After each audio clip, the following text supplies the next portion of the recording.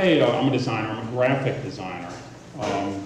And I have just one little story I'll tell you that happened to me over the course of my career that has interesting resonances with some of the presentations we've heard earlier today, as it turns out. And as part of this work, I got on the front page of the New York Times, or my work did at least, without the way I wanted it to, and in a way I prefer it to have not have happened, and you'll find out how that happens shortly. So like I said, I'm a graphic designer, and design, the last 4 letters is the word sign, and so one of the things I design is signs. We usually call it environmental graphic design, if we want to charge more money for it. It sounds more expensive than just mere signs, right? And so we can do it for big corporate headquarters like the New York Times building, or museums like the Harley-Davidson Museum in Milwaukee, or restaurants like the Oak Room at the Plaza Hotel in New York, or theaters like the August Wilson in the Times Square district in New York. And designing signs is a lot of fun. Sometimes you're just identifying places. Sometimes you're helping people get around. Wayfinding signs in Lower Manhattan, directional signs at Wave Hill, the Public Garden in the Bronx, up north of New York. What makes signs really gratifying to do when you do them right is that they help contribute to a sense of place. And Dorothy and I, my lovely wife Dorothy and I, started coming down to Cape May nearly 30 years ago, back before, when we were just a newly married couple. We would drive down from Westchester County, 185 miles to get here, starting north of the Garden State Parkway all the way down to Exit Zero, before there was an Exit Zero magazine. It was just a mere name, a sign at the southern end of the parkway. And I remember one time we made a diversion and we went through Wildwood, and Dorothy and I both became infatuated with Wildwood. Dorothy took a whole bunch of pictures of it, and particularly in those days it had this amazing frozen in time sense that some of you may know. I assume a lot of you have been to Wildwood. If you haven't been to Wildwood, identify yourself, and Jack Morey will speak with each of you privately to remedy that deficit in your life today. So it's an extraordinary example of how nothing but signs and architecture can create a spirit for a place. Some of these are still there, some of them have outlived their time, but it's like quite a place. This one, the Lollipop, being the most notorious and beloved of all of them, let's say. By the way, Dorothy took thousands of pictures of these signs. I designed a little book about them. It's in the very back on the table there. It's free if you want to grab one. It has a lovely text by another New Jersey Ite, Jonathan Van Meter. And so help yourself during the break or on your way out. So one of the signs I was asked to design was on a different subject altogether. It was something that Curtis Bashaw really talked about at length during his presentation. It's a welcome sign. And Curtis gave us the etymology of the word welcome, and it's a profound etymology, and it's a profound kind of emotional moment to welcome someone to someplace. And in all those times that we would make the 3-hour, 4-hour, 5-hour, sometimes even 6-hour drive from Tarrytown to Cape May, the climactic moment would happen. We would turn and face the T intersection at Washington Street. I don't know if you can make this out. This is that giant sign that's there. Now, this isn't my style of design exactly, but I have such affection for this sign because it's because what it conjures up. You'd see this and you'd know we're almost there. We're almost there. You know, it's about to begin. Sometimes we waited for it all year round. Sometimes we did it multiple times during the year. Sometimes we did it as a childless couple. Eventually we did it with 1 child, then 2, then 3. And the kids would count down on the parkway. We'd see the sign and how exciting it was to realize that we had come to Cape May at last, right? So I got invited to design a sign like this, except inviting people not to Cape May, but to something much bigger. The sign that I was invited to design has this as its antecedent. It's a border crossing sign. This is probably, if not one of the most famous border crossing signs. This is the sign that existed at Checkpoint Charlie, which separated East Berlin from West Berlin, where you would enter and leave the American sector of West Berlin in the years following World War II. After 9/11, the United States government decided to revamp all their border crossing facilities. And as part of their program, one at a time, they started attacking them on the, redoing these things on the Mexican border and on the Canadian border. We were asked to join a team that was doing a new border crossing on the Canadian border in the town of Messina, New York. That's up there right on the St. Lawrence River, just a little bit north of Potsdam, New York, so it appears. The actual crossing, I think, happens in Roosevelttown, which is a little to the northeast. The GSA, the General Services Administration, has this thing called the Design Excellence Program, which is very admirable, in which they hired, for each one of these projects, a really good architectural team who in turn would hire other sub-consultants to work. We were working for a group called Hawkinson and Smith Miller, Laurie Hawkinson, Henry Smith Miller, very, very talented architects in New York City. They asked us to join their team to do the signs on this new border crossing building being done in Messina, New York. So you can't quite make out this drawing, even if you're sitting in the front row. You don't have to. Trust me, it's a very, very, very complicated drawing that shows how complicated a border crossing is these days. It's not just going up to Checkpoint Charlie and showing your papers and they lift the gate and you go on through.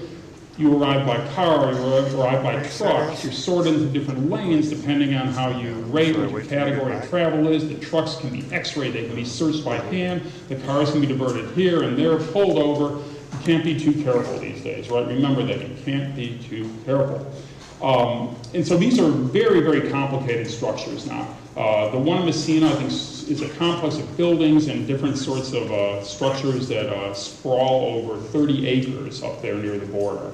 And luckily, though, we're not the architects. We didn't have to worry about everything. We just were doing the signs, right? So most of the signs in this thing look like this. They're just like elevator signs, room signs, bathroom signs, signs that indicate the fire escape, signs that tell you which way to go, which way not to go, direct you to kind of make sure you're safe and kind of everything's under control. Not a very glamorous job. However, the architect said there is one opportunity to do something that is sort of exciting. And that is on the side of the building that faces Canada, the northern side of the building, the side that people see as they approach, they said, we think it might be cool to just have some big words on that side that you would see from a distance that would announce what was in store for you as you drove south towards the United States.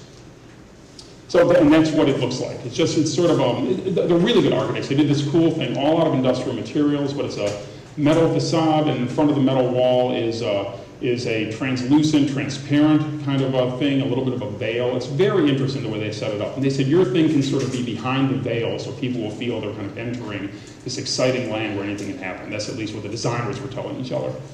And so we looked at, you could put different kind of patterns and markings and thingamajigs. But then it struck us, the thing that would be really cool is just to put a giant word or words on these things. So you can see we looked at a number of different words. We thought you could put welcome up there. You could put Messina, New York, just in case anyone had driven all the way through Canada south just to go only to Messina, New York.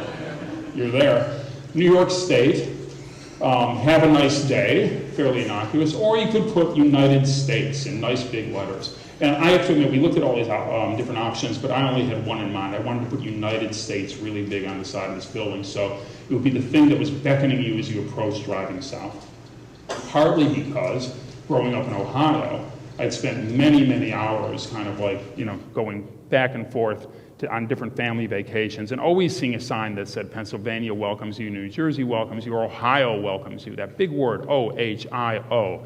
I just always thought it was exciting.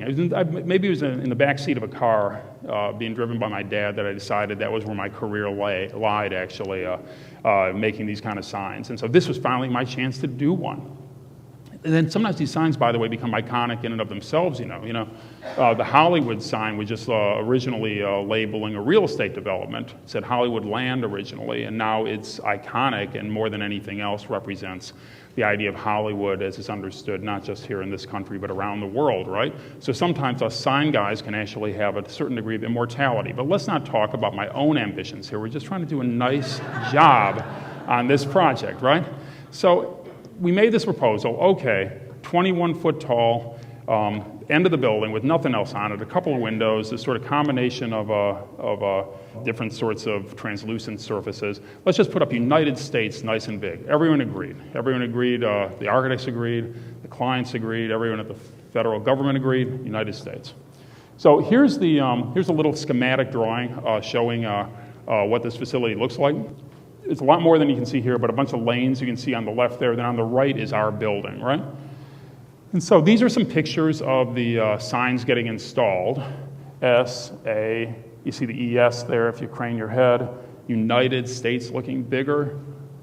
And then there it is, sort of. You can see it's sort of peeking out at you. It looks different at different times of day. It's really interesting and really adds a little bit of punch to a side of a building that otherwise would be a little bit kind of dull. Or I would think so, at least. So that shows the entire complex, and even from high above, you can see the words United States on the side of this building.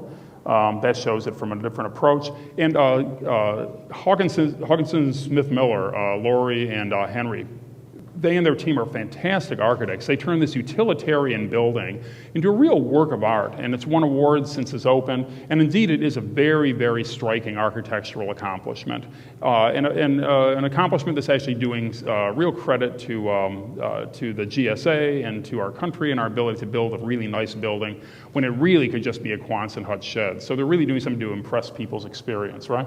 And you sort of walk around, there are all these nice little moments where different parts of the roof are intersecting with different parts of the building, dramatic little moments that are just, you think this could be a museum or something. And they did it on budget, on time, and everything was fine. And you can see we made our big 20-foot tall letters yellow, bright red highway marking yellow, so it all just felt like this was all about being on the road, Jack Kerouac style. Or so literary conceit that I threw in for my own satisfaction, I'd say. So, and that's the side as you're approaching Canada. We didn't feel we had any right to speak for Canada, so don't say nothing, right? Thanks for visiting. So this shows the building actually opens up, kind of like to embrace you as you come in. And there's you can sort of see the words United States at dusk, boldly presenting itself to Canada and to the world, right? So mission accomplished, job well done. My little part of it well discharged. All the bathroom signs were in the right place, all the elevator signs in the right place, all the little code and regulation required signs, and then this big glorious United States in the back. Then one day, I get the New York Times. I was going to say I opened up the New York Times. You didn't even have to open up the New York Times. Just look at the front page of the New York Times. Right there, right, not below the fold, not above the fold, but on the fold, appropriate for a border station perhaps, is a story about the building. And it's not a story about the building, it's a story about the sign. And it says, a bold architectural statement proves too bold. So the story inside revealed that what had happened up there was that they had decided that this sign was too big, too bold, and too provocative, and that it constituted perhaps a provocation to a terrorist attack. And so, instead of having this sign up there, they said, we need to just simply take it down. Okay, and it says, deemed unacceptable, a huge yellow sign spelling out United States, and the Canada-facing facade of one border crossing in Messina, New York, is being dismantled because of security concerns. Okay, so I remember hearing this and thinking, I will not second-guess the United States government, the Department of Homeland Security. I want to go on the record and say I'm not doing that, but I did say, people still will know what countries they're coming to, right? It's not like, don't tell anyone, and then, and so, it's not enough just to kind of take it down on one hand. Then I said, well, what if we went to that other option and have a nice day? They said, no, we don't want to say anything. Just best not to say anything at all. And Kelly Avanekos, who's a spokesperson for the Homeland Security Department, which is Border Protection, Customs and Border Protection, said there were security concerns. The sign could be a huge target and attract undue attention. Anything that we would place our officers at risk, we need to avoid. I leave it to Kelly and her team to determine that risk factor. So there's the sign in its dismantled form. It was really thin, so easy to take down, so convenient to store, which I hope they have it stored somewhere, in a little pile there. There's the pile there. And it was funny because everyone had approved the sign too, right? Remember? It wasn't a surprise. And Lee Shepard, who was one of our clients there, said, I think everyone was surprised at just like how bold and how bright and how big it was. And it took me a while to figure that out. Then I realized that a 21-foot wall is just sort of a wall, right? I mean, is it big? Who knows, But a 21-foot tall letter is like a really big letter. People used to look at letters really small in books. You see one 20-foot tall, you think, wow, that is awfully big. Maybe we shouldn't risk having anything that big on the side of our building. So that was a decision that was made. And in that story that ran in the New York Times, the architectural critic of the Times, Nicholas Rusov, argued, on the other hand, the sign's politically neutral, its meaning constantly changes for the viewer, it communicates openness and possibility, not aggression. It's hard to see how values like these would make any building a target. They might even seem like something worth defending, which I sort of agree, but I sort of have a bias in this case, I think. But that actually takes me back to another idea. This is what it looks like now, but sort of that idea of welcoming, and you can see his little, you just kind of drive up and there's a nicely designed building there and you have to take out a map or go to Google or even Apple if you dare and see whether or not it accurately identifies the country you're about to enter as the United States. The thing that I started thinking about though was the idea, I went back to that idea that Curtis was talking about, the idea of welcome, And if you go online and you Google homemade signs, more than any other sign you get is signs that say welcome home, welcome. Those are people, you get lost cat signs and lost dog signs, but you get a lot of welcome home signs. This is a natural human impulse. It was the very first thing that Norris said when he got up here. He said welcome. And it's really the essence of what makes a place feel open, what makes a place feel accessible, what makes a place feel like it's full of possibilities for you as a visitor, or even better, for you as someone coming home. It's why that sign that we see on Washington, for all its architectural or graphic charms, still moves me, I think, because it sort of is welcoming me back to a place that I love here in Cape May, right? And so this is something that, we live in a complicated time in the 21st century. If you've ever flown on an airplane since in the last decade, you know it's a lot different nowadays than it used to be. Take off your belt, take off your shoes, take off your watch, cell phone, everything else. The glamour of air travel is gone. The glamour of even crossing a border may be gone. But I think that the thing to remember is that whether or not I get to put up my sign anywhere, whether it's not that important. The thing that's important is, and the thing you have to remember is that I believe we live in the only country on the face of the earth that has as its national icon and most important national symbol a thing that is basically just a big green welcome sign. So that's what we have to really prepare for, and that's what we have to protect. And so thank you very much. You're welcome. So it's up.